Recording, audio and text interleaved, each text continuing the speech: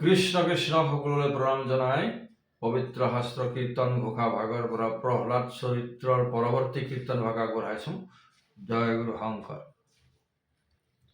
মহাপুৰুষ শ্ৰী শ্ৰী মাধৱদেৱ গুৰু পুৰুষজনাই পৰম পুৰুষাৰ্থ বুলি 686 সংখ্যক ঘোষাজকাত লিখিছে। শুনোৱা হওক। একান্ত ভকত যারা হয়, কিছু অর্থ তারা নবান সয়, মহা অদ্ভুত হরি গুণ নামময়, পরম মঙ্গল কৃষ্ণ যখ, জাত পরে আন নাহি রহ, পরম আনন্দ সমুদ্রে মজির হয় রাম, পরম আনন্দ সমুদ্রে মজিৰ হয়। একান্ত ভকতসকলৰ কথা কৈছে। তেওঁলোকে মাত্ৰ ঈশ্বৰৰ হৰিগুণ হে গাই থাকে আৰু সেই হৰিগুণৰ এনেকুৱা ধৰণৰ মহিমা তেওঁলোকে কাৰো ওচৰত কোনো ধৰণৰ ভিক্ষা নোখোজে আৰু সেই কৃষ্ণৰ পৰম গুণ মহিমা যশতেই ব্যাকুল হৈ থাকে, তাতেই মস্ত হৈ থাকে।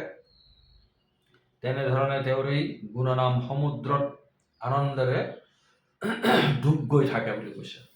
এয়া হ'ল একান্ত ভকতসকলৰহে। বাকী আমাৰ লেখীয়া সাধাৰণ নৰমনীষত তেনেকুৱা ধৰণৰ সাধ্য নাই। সেয়া কৰিবলৈ হ'লে জনমে জনমে অভ্যাস কৰিব লাগিব। এই জনমৰ পৰাই যদি আৰম্ভ কৰা হয় তেনেহ'লে নিশ্চয় এদিন হ'লেও তেনেধৰণৰ ঈশ্বৰৰে নাম যশৰ আনন্দ সাগৰত ডুবি থকা ভকত হোৱাৰ সফলতা অৰ্জন কৰিব পাৰিব যদি অভ্যাস কৰে। তেতিয়া এতিয়া শুনোৱা হওক প্ৰহ্লাদ চৰিত্ৰৰ চতুৰ্দশ কীৰ্তনত কি কৈছে। নম মধুমূৰ মথন ৰাম, সংসাৰ তাপ কৰা উপশাম, নম মধুমূৰ মথন ৰাম, সংসাৰ তাপ কৰা উপশাম। পদত আছে। শুনিয়া পাছে দৈত্য শিশু যাক, প্ৰহ্লাদ কহে ন বুলিলা বাক, অন্তে সপুৰে থাকা মহাভাগ, কিমতে পাইলা নাৰদ কলাগ।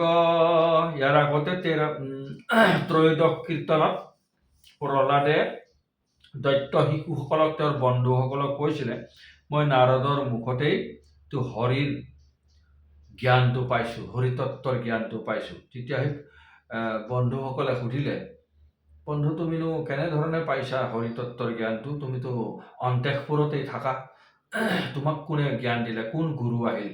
ইয়াততো কোনো বৈষ্ণৱক আহিবলৈ নিদিয়ে তোমাৰ দেউতাৰা। তেওঁলোকৰ তেনেকুৱা ধৰণৰ প্ৰশ্নত প্ৰহ্লাদে কৈছে। ৰাম কহিলা ঋষি কেনে তত্ত্বভেদ, কৰিও আমাৰ সংশয় ছেদ, বুলিলা প্ৰহ্লাদে হেন বচন, শুনা পূৰ্ব কথা বালক গণ। প্ৰহ্লাদে কলে, মোৰ পূৰ্ব কথা শুনা, কেনেধৰণে মই হৰিতত্বৰ জ্ঞানটো পাইছোঁ আৰু নাৰদ ঋষিয়ে মোৰ কেনেধৰণে হৰিতত্বৰ জ্ঞান মোক প্ৰদান কৰিলে। অজয় খানি পিতৃ তপস্যাক গৈলা, দেখি দেৱগণে সংশয় ভৈলা, জানিল পিতৃক খাইলে ক উই, অনগৰ বেঢ়িয়া লগাইল জুই। যেতিয়া মোৰ পিতৃয়ে তপস্যালৈ গ'ল আৰাধনা কৰিবলৈ গ'ল অমৰত্ব পাবৰ কাৰণে, তেতিয়া তেওঁৰ শৰীৰটোক পুৰা হাফুলোৱে খাই পেলালে আৰু তেওঁৰ গোটেই শৰীৰটোতে হাফুলোৱে মাটি উঠাই দিলে। তেতিয়া দেৱতাসকলে ভাবিলে যে হিৰণ্যকশিপুৰ মৃত্যু হ'ল, হাফুলোৱে খাই পেলালে। তেতিয়া দেৱতাসকলে গোটেই আমাৰ গোটেই নগৰখনকে চাৰিওফালৰ পৰা জুই লগাই দিলে। আৰু জুই লগাই দিওঁতে আমাৰ দৈত্যবিলাক সকলো ঘৰ বাৰী এৰি পলাল। আৰু তেতিয়া আমাৰ মাক ইন্দ্ৰই ধৰি ল'লে। এনেকুৱা ধৰণৰ কথা কৈ আছে, শুনো আহক। পিছত এইখিনি কথা ক'ব এতিয়া। দানৱ গণ ভয়লা বৰ, পুত্ৰ ভাৰ্যা এৰি দিলা লবৰ। মিলিল দৈত্যৰ আপদ ঘোৰ, ইন্দ্ৰে ধৰিলে মাতৃক মোৰ। দৈত্যবিলাক ইফালে সিফালে পলাবলৈ ধৰিলে। তেতিয়া প্ৰহ্লাদৰ মাকো সেই জুইৰ পৰা ৰক্ষা পাবলৈ এফালে দৌৰি গৈ আছিলে। তেতিয়া ইন্দ্ৰই তেওঁক ধৰিলে, দেৱৰ্ষি ইন্দ্ৰই। আপোনাৰ স্থান কনেন্ত আজুৰি, কাণ্ডন্ত সতী মুখে বস্ত্ৰ জুৰি। কৰে আৰ্তৰাব ৰাজমহিষী, দেখিয়া বুলিলা নাৰদ ঋষি। তো ইন্দ্ৰই তেওঁক নিজৰ স্থানলৈ বুলি লৈ গৈ আছিল টানি টানি। আৰু তেওঁৰ প্ৰহ্লাদৰ মাকে মুখত কাপোৰ দি খুব কান্দিবলৈ ধৰিছিলে। তেতিয়া নাৰদে ৰাস্তাত তেওঁক লগ পালে। ইহাংক এৰা সুৰপতি, একে পৰ স্ত্ৰী আৰু মহাসতী। মাতিল ইন্দ্ৰে নাৰদক পাছে, এইৰ উদৰে শিশু এক আছে। নাৰদে ক'লে, এৰি দিয়া হে দেৱৰ্ষি, এৰি দিয়া। এওঁ আনৰ পত্নী হয় আৰু তাতে এওঁ মহাসতী হয়। তেতিয়া ইন্দ্ৰই ক'লে নাৰদক, নাই এৰি দিব নোৱাৰো। এই ভিতৰত এটা শিশু আছে। এই শিশুটো জন্ম পালে ডাঙৰ হৈ আকৌ দেৱতাসকলৰ ওপৰত উৎপাত মচাব। এনেকুৱা ধৰণৰ ইন্দ্ৰৰ মানে কোৱাৰ অৰ্থটো। তাক মাৰি দিব একো মেলানি, শুনিয়া নাৰদে বুলিলা বাণী। ইন্দ্ৰই ক'লে, সেই শিশুটোক আগতে বধ কৰিম, তাৰপিছত ইয়াক এৰি দিম। তেতিয়া নাৰদে ক'লে হেনো, নিষ্পাপ পুৰুষ আছে গৰ্ভত, সাক্ষাতে ইটো মহাভাগৱত। বোলে এই গৰ্ভত এটা নিষ্পাপ শিশু আছে, যিটো মহাভাগৱত হয়। আৰু জন্ম হোৱাৰ পিছত মহাভাগৱত তেওঁ তেওঁলোকৰ কল্যাণ কৰিব। এনেকুৱা ধৰণৰ এজন মহাভাগৱত তেওঁৰ গৰ্ভত আছে। তোমাক মাৰিবে নাহি শকতি, এৰিল হেন শুনি সুৰপতি। যিজন মহাভাগৱত হ'ব, তেওঁ আনৰ কি প্ৰাণ ল'ব? মহাভাগৱত মহন্তসকলে আনৰ প্ৰাণ কেতিয়াও নলয়। গতিকে ইন্দ্ৰই কথাটো বুজি পাই এই প্ৰহ্লাদৰ মাকক এৰি দিলে। মাতৃক পাছে প্ৰদক্ষিণ কৰি, স্বৰ্গত গৈলন্ত মুক সাদৰি। মাতৃক ঋষি আশ্ৰমত থৈল, আশ্বাস কৰিয়া বুলিবে লৈল। যাও দেখে নাখে তোমাৰ স্বামী, নিৰ্ভয়ে থাকিও পালিব আমি। তো নাৰদে তেওঁৰ মাকক ক'লে, তুমি মোৰ আশ্ৰমত ইয়াতে থাকা, যেতিয়ালৈ তোমাৰ স্বামী নাহে তুমি একদম নিৰ্ভয়ে মোৰ লগতে থাকা, কোনো ভয় নকৰিবা। শুনিয়া মাৱে ভয় পৰিহৰি, থাকিল ঋষিক শুশ্ৰূষা কৰি।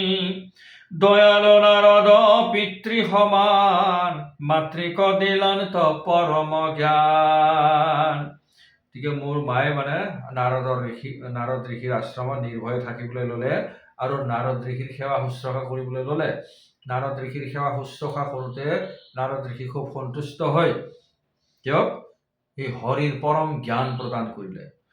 ৰাম ভক্তিৰ লক্ষণ সবে কহিল, গৰ্ভতে মোক উপদেশ দিল। ঈশ্বৰৰ প্ৰতি কৰা ভক্তিৰ লক্ষণ সকলো কথাখিনিৰ জ্ঞান মোৰ মাক শুনাই আছিলে আৰু গৰ্ভতে থাকি মই সকলো কথা শুনিছিলোঁ, মোকো জ্ঞান দিলে তেওঁ। মাতৃপাশৰিলা লভিয়া স্বামী, ঋষিৰ প্ৰসাদে সুমৰো আমি। তো মোৰ মায়ে পিছত যেতিয়া আমাৰ পিতৃ উভতি আহিল, তেতিয়া এই আকৌ সংসাৰত ব্যস্ত হয় এই সকলো হৰিতত্বৰ কথা পাহৰি গ'ল। কিন্তু মই নাৰদ ঋষিৰ প্ৰসাদত তেওঁৰ কৃপাতেই ঈশ্বৰৰ কথা সদায় মনত ৰাখিছোঁ, আৰু সেয়ে মই বিষ্ণু বিষ্ণু কৰি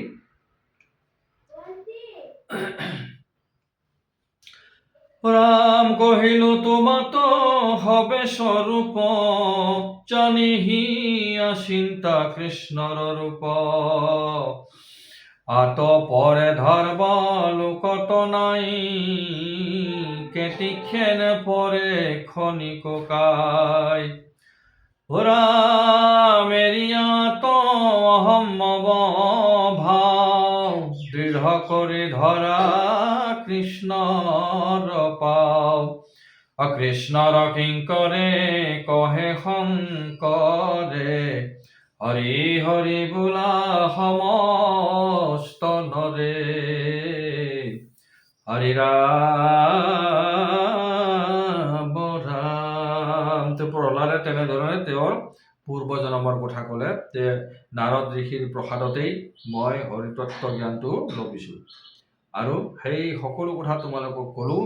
গতিকে এই শৰীৰটো আমাৰ কেতিয়া নষ্ট হৈ যায়, কেতিয়া মৃত্যু হয়, কোনো ক'ব নোৱাৰে। গতিকে আন সকলো ধৰ্ম বাদ দি, মানে দৈত্যৰ যিবিলাক ধৰ্ম আছে, সকাম কৰ্মৰ যিটো ধৰ্ম, নিজক পৰাক্ৰমী কৰাৰ, আনৰ সৈতে যুদ্ধ কৰাৰ, বা অমৰত্ব পোৱাৰ, দেৱ দেৱীৰ পূজা কৰা, এই সকলোবিলাক তোমালোকে বাদ দি মাত্ৰ ঈশ্বৰৰ কথা চিন্তন কৰা, আৰু নিজৰ অহংকাৰ ভাৱ, হিংসা, এইবিলাক সকলো বাদ দি দৃঢ় কৰি কৃষ্ণৰ শৰণ লোৱা বুলি তেওঁ কৈছে। তাৰমানে দৈত্য ল'ৰাহঁতক তেওঁ শিক্ষা দি আছে। তাৰপিছত আকৌ আমাৰ শ্ৰীমন্ত শংকৰদেৱ গুৰু পুৰখজনাই তেওঁ নিজকে কিংকৰ বুলি কৈছে, ভৃত্য বুলি কৈছে ঈশ্বৰৰ, আৰু সকলোকে হৰি হৰি নাম স্মৰণ কৰিবলৈ আমাক উপদেশ দিছে। জয় গুৰু।